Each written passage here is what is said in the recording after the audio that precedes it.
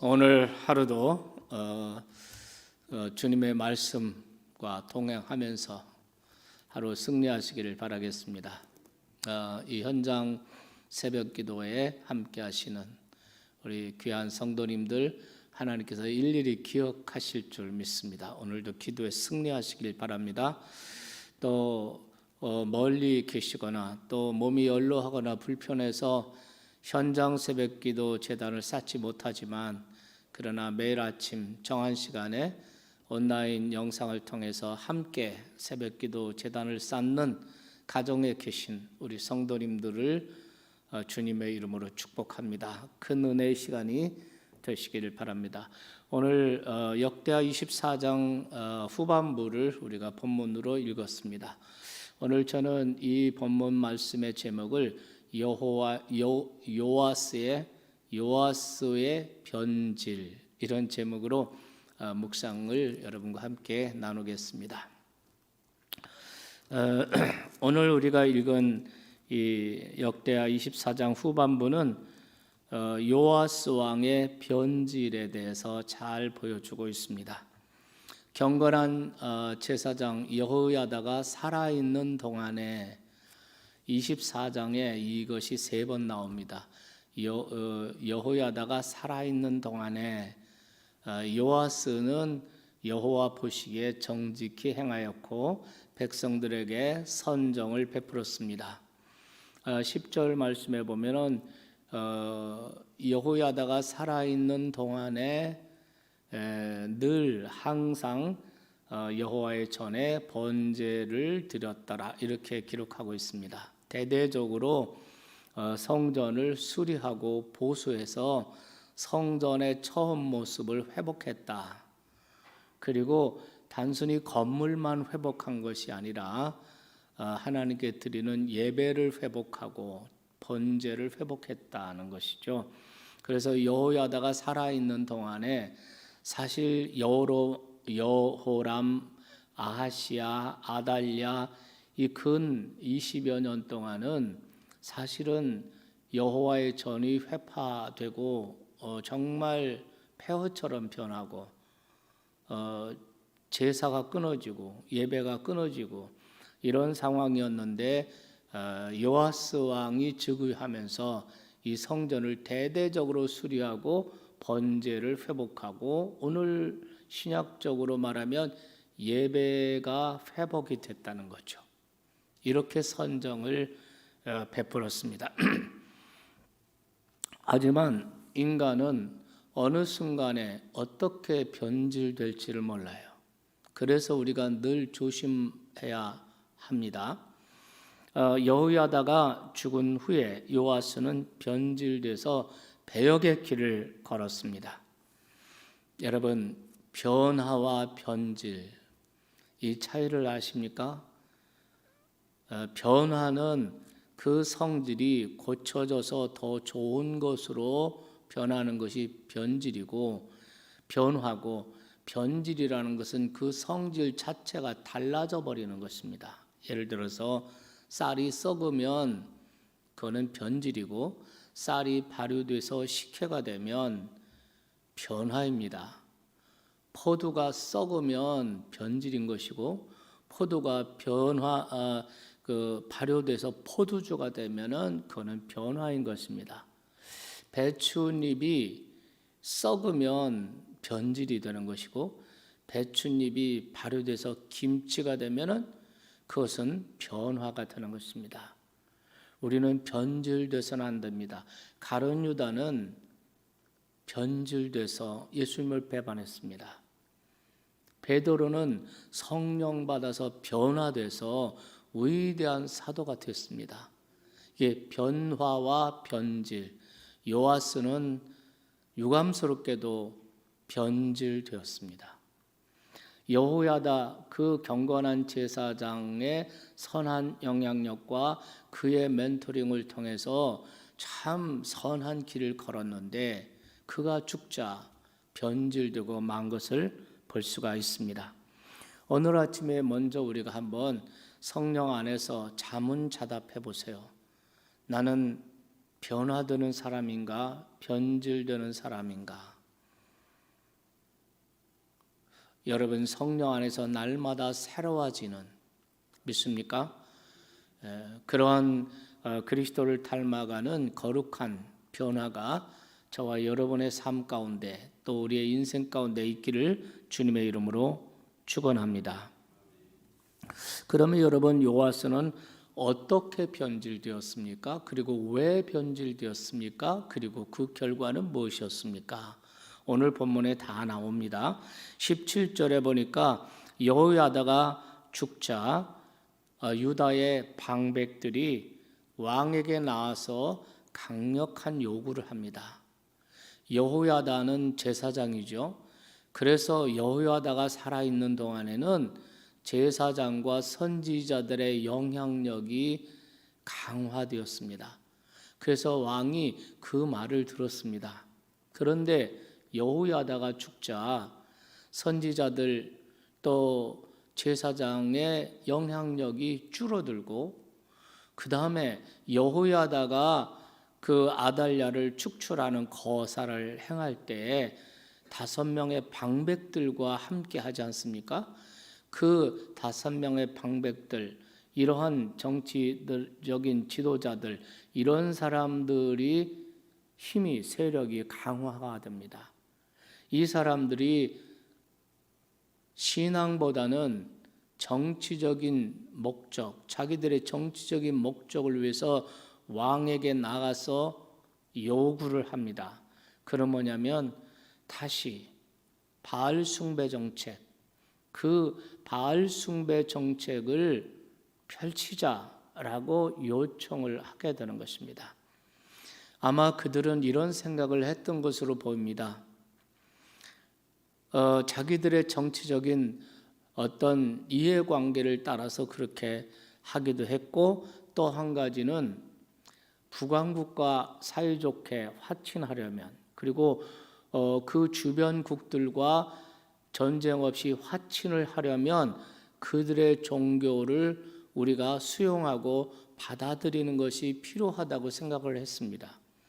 그래서 정말 요시야가 왕 위에 즉위하면서 성전을 대수리하면서 그 유다 땅 곳곳에 있던 모든 그 산당을 철거하고 바알과 아세라 목상을 다 철거하고 이렇게 한 것을 다시 바알 숭배를 하자는 요구를 한 것입니다. 이때 요아스 왕은 그것을 거절했어야 되는데 그 방백들의 요구를 받아들이게 됩니다. 그래서 18절의 말씀을 보면은 이스라엘 유다 백성들이 바알과 아세라를 섬기기 시작해서 하나님의 진노가 유다와 예루살렘에 임하니라. 하나님이 아주 미워하시게 됐습니다. 이러한 모습으로 변질되자 유다 땅에 있는 경건한 선지자들이 왕에게 나가서 하나님께로 다시 돌아와야 합니다. 우상을 버려야 합니다. 하고 그들을 왕을 경고를 했지만 왕은 그것을 무시하고 오히려 선지자들을 축출해 버립니다.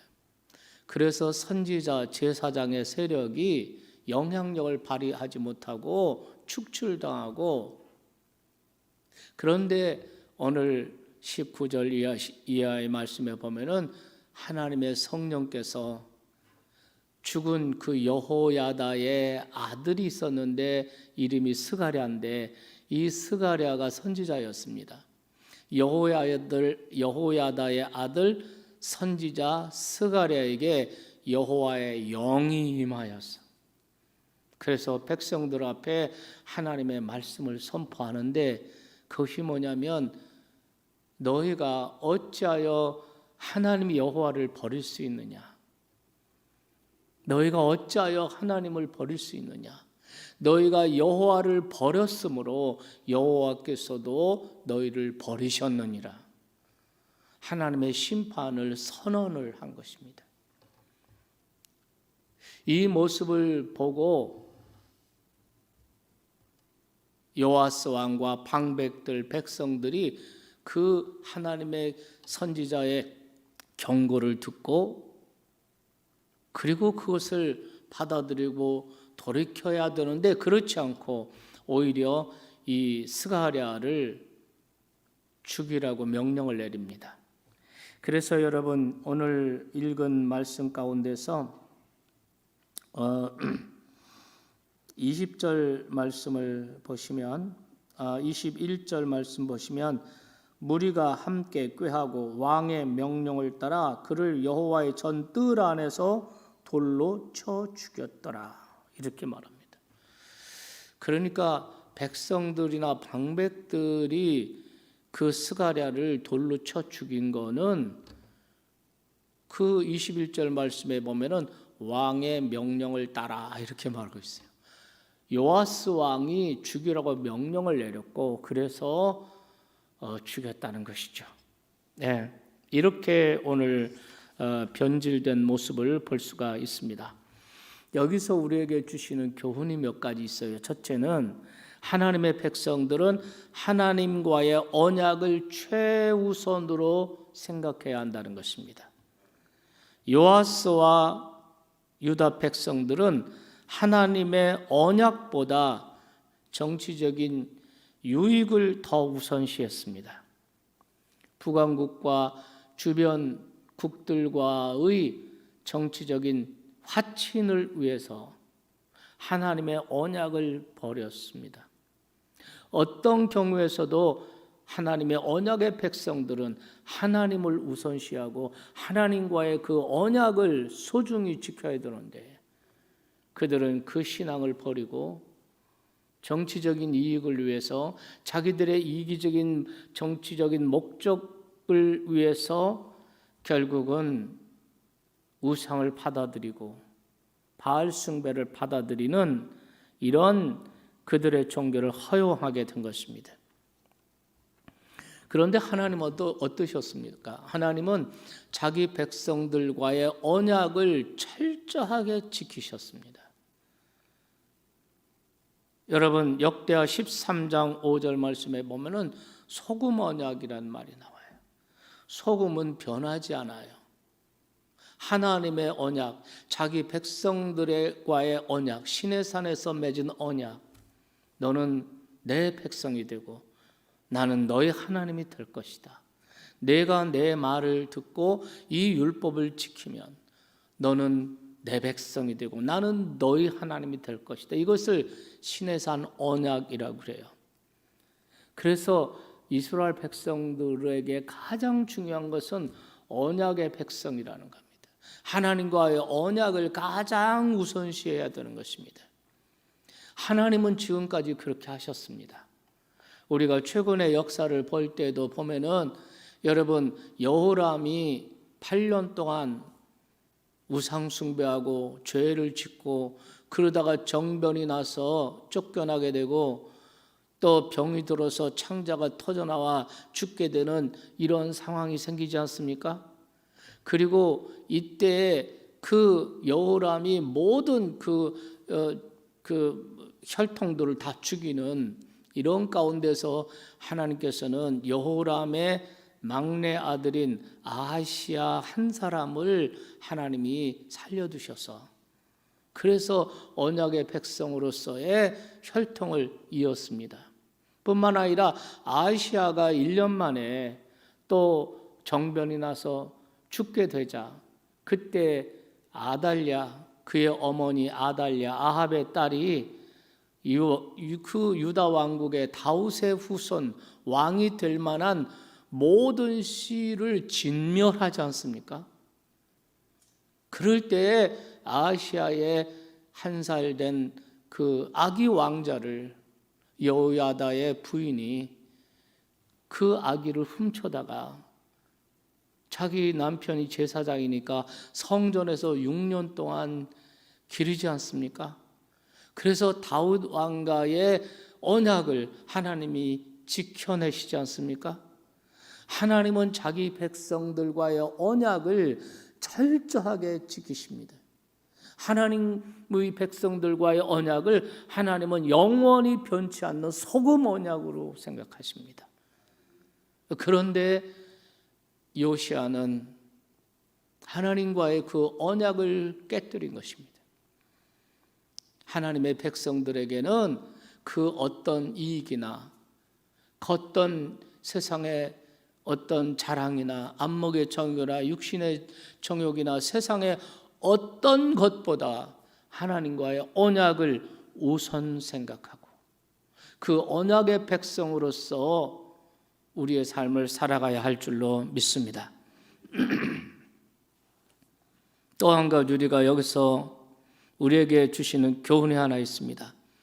우리가 신앙인일수록 다른 사람들의 은혜를 잊지 말아야 된다는 것이죠. 여러분 생각해 보세요. 지금 요아스 왕이 이런 여호야다의 아들 스가랴를 죽이라고 명하지 않습니까? 그래서 무리들이 왕의 명령을 따라 성전 뜰에서 돌로 스가랴를 쳐 죽였더라 이렇게 되어 있습니다. 여러분 그러면 요아스가 어떻게 해서 살았습니까? 여호야다의 아내 여호사브앗이 기적적으로 그 어린 생명을 살려내지 않았습니까? 그러면 요아스가 어떻게 해서 7살 어린 나이에 유다 왕위에 오르게 되었습니까? 여호야다의 거사 때문에. 여호야다가 용기를 내서 하나님의 약속의 말씀을 믿고 용기를 내서 목숨 걸고 혁명해서 그래서 여호야다를 요아스를 왕위에 세운 거 아닙니까? 그리고 그에게 선한 영향력으로 멘토링이 되어 오지 않았습니까? 그러면 여호야다는 요아스에게 은인이나 마찬가지입니다. 잊을 수 없는 은혜를 입었습니다. 그런데 요아스는 그 은혜를 저버리죠.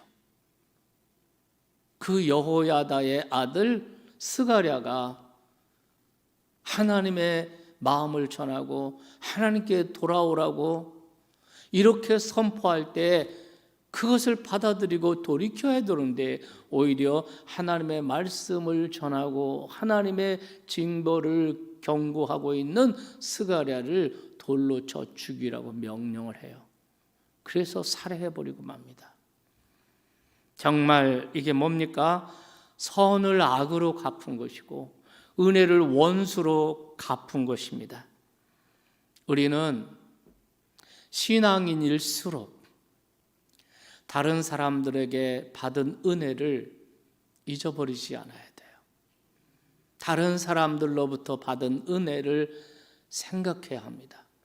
우리는 또한 내가 속한 공동체로부터 받은 은혜, 영적으로는 교회 공동체로부터 내가 받은 은혜, 또 내 직장 일터로부터 그 직장 공동체로부터 받은 은혜, 내 조국으로부터 받은 은혜, 우리는 다른 사람이나 다른 공동체로부터 받은 은혜를 우리가 잊어버리지 말아야 돼요. 신앙인일수록 은혜를 잊어버리지 말고 은혜를 생각하고 은혜에 합당하게 살아야 할 줄로 믿습니다. 물론 하나님께는 말할 것도 없죠. 고린도전서 6장에 보면 너희는 하나님의 은혜를 헛되이 받지 말아라 그랬습니다. 사도 바울은 은혜에 합당한 삶을 살라고 말씀했습니다. 갈라디아 교인들에게는 너희가 어찌하여 하나님의 은혜를 그렇게 쉽게 잊어버리느냐? 너가 은혜로 시작했다가 이제는 율법으로 마치려 하는도다. 그것은 마치 개가 토하였던 것을 다시 먹는 것과 마찬가지다. 하나님과의 은혜도 잊지 말아야 되고, 믿습니까? 신실한 신앙인은 자기가 받은 은혜, 그 자기가 속해 있는 공동체, 그 교회로부터 받은 은혜, 자기 목장 거기서 받은 은혜, 그 목장 순장님이나 순장 식구들, 순원들 이런 받은 은혜를 잊지 않습니다. 직장에서도 마찬가지예요. 직장에서도 받은 은혜 잊어버리면 안 되는 것입니다. 제가 전에 한번 말씀드렸죠. 어느 잡지에서 그때 IMF 오고 막 직장에서 그 인원 감축하고 해고당하고 이런 일이 생길 때에, 그럴 때 그 한 중견 간부가 해고를 당한 거예요. 너무나 속상했어요. 아니, 내가 왜 해고를 당해야 돼? 왜 내가 명퇴 대상이 되지? 막 속상했어요. 근데 집에 와서 기도하면서 가만히 생각해 보니까 자기가 지금까지 근무하던 직장이 너무나 고마운 거예요. 거기서 대학 졸업하고 시작한 직장을 통해서 지금까지 살아왔고 생활을 했고, 또 내 집도 장만했고 아이들도 대학을 다 졸업시켰고, 생각해 보니까 너무나 감사한 거예요. 억울한 게 아니라 감사한 마음이 들었던 거예요. 그래서 자기 직속 상관인 국장에게 편지를 써요. 그동안 감사했던 거, 직장에 대해서 감사, 상사에 대한 감사, 그 감사 편지를 쭉 써서 보냈다는 거예요. 이건 싫어합니다. 그런데 그렇게 보냈는데 국장이 감동을 하고, 그 회사의 오너가 그 얘기를 듣고 감동을 하는 거예요. 그리고 IMF가 지나가고 다시 그 회사가 소송하게 되었을 때 이제 새로운 사람을 뽑게 되었습니다. 그런데 누가 먼저 생각나겠습니까? 감사했던 사람, 은혜에 대해서 감사하다고 말했던, 편지를 보냈던 그 부장에게 연락해서 다시 복직하게 됐다는 거죠. 여러분, 신앙인일수록 우리는 다른 사람들에게 받은 은혜를 저버리고 은혜를 잊어버리는 사람이 되어서는 안 된다. 깨달으시면 아멘 합시다. 네. 정말 가슴 아픈 것은 목회를 하면서 가끔은 은혜를 저버리는, 교회에서 그렇게 많이 사랑받고 교회 공동체로부터 그렇게 많이 은혜 받아서 성장했는데, 자기가 성장한 은혜 받은 그 교회를 비난하고 헐뜯고 욕하고 그러면서 교회를 나가버리는 이런 사람들 가끔씩 나타납니다. 가슴이 아프죠. 그러면서 예수님께서 그 가룟 유다, 얼마나 예수님께서 가슴이 아프셨을까, 이런 생각도 해봅니다. 어쨌든 여러분, 우리는 이러한 사건, 요아스의 변지를 통해서 우리는 이런 교훈을 받게 되는 것입니다. 그러면 23절 말씀부터 보면은 그 결과가 나, 이렇게 하나님을 버리고 은혜를 잊어버리고 변질되었을 때 어떤 일이 생겼습니까? 이 스가랴가 돌에 맞아서 죽으면서 하나님께 기도합니다. 하나님, 이 억울함을 신원하여 주십시오. 순교자가 이렇게 기도를 하고 스가랴가 죽습니다. 하나님의 그 스가랴의 신원대로, 또 스가랴가 선포한 대로 너희들이 여호와를 버렸으므로 여호와께서도 너희를 버리셨느니라, 이렇게 말한 대로 그대로 이루어집니다. 아람 나라가 유다를 침입했습니다. 요아스 왕이 부상을 당했습니다. 그리고 요아스의 신하들이 반역을 했습니다. 그래서 요아스를 살해합니다. 이렇게 해서 요아스가 비참하게 죽었는데요, 죽어서 장사 지냈지만은 그들 조상의 묘역에 들어가지 못했다, 이렇게 성경은 기록하고 있습니다. 그리고 이것을 24절 말씀을 한번 보실까요? 24절 다 같이 읽겠습니다. 아람 군대가 적은 무리로 왔으나 여호와께서 심히 큰 군대를 그들의 손에 넘기셨으니 이는 유다 사람들이 그들의 조상들의 하나님 여호와를 버렸습니다. 이와 같이 아람 사람들이 요아스를 징벌하였더라. 24절에서 역대기 기자는 이 사건은 이것은 바로 하나님의 징계였다. 하나님의 징벌이었다라고 말합니다. 아람 군대는 소수로 왔고 유다를 지키는 군대는 큰 군대였는데 큰 군대를 작은 손에 하나님께서 넘겨버리셨다는, 그들이 여호와를 버렸으므로 여호와께서 그들을 버려서 그들을 징벌하신 것이다 라고 역대기 기자는 역사를 그렇게 기록을 하고 있는 것입니다. 하나님은 어떤 분이십니까? 하나님은 징벌하시는 하나님. 하나님을 버리면 하나님도 우리를 버리신다. 우리가 하나님을 존중히 여기면 하나님은 우리를 존중히 여기시고, 내가 하나님을 부르면 하나님은 환난 날에 우리를 건져주시는 하나님이세요. 그러나 우리가 하나님을 배반하고 하나님을 버리면 하나님도 우리를 버린다.